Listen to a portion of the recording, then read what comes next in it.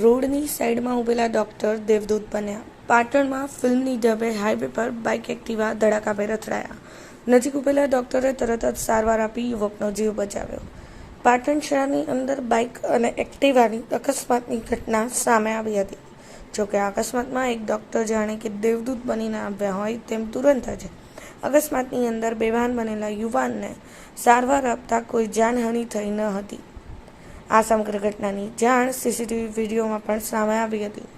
આ અકસ્માત અંગે મળતી માહિતી મુજબ પાટણ શહેરના ચાણસ્મા હાઈવે પર ગોલ્ડન ચોકડીથી બીજા રેલવે નાળા તરફ જવાના રસ્તા પર એક બાઇક અને એક એક્ટિવા સામસામે ધડાકાભેર અથડાતા બંનેના ચાલકો ઉછળીને રોડ પર પટકાયા હતા.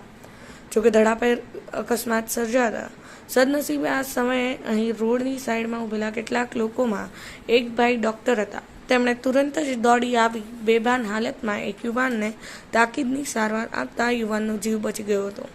બધાએ યુવાનનો જીવ બચાવવા માટે મહેનત કરનાર ડૉક્ટરને તેમની કદર કરીને તેમને બિરદાવ્યા હતા.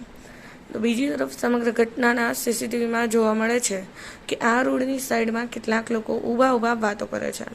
આ દરમિયાન રોડ પર બાઇક અને એક્ટિવા ધડાકાભેર અથડાતા ત્યાં બંને ટુ વ્હીલરના ચાલકો ઉછળીને રોડ પર પડે છે, જેમાં એક યુવાન બેભાન થઈ જાય છે.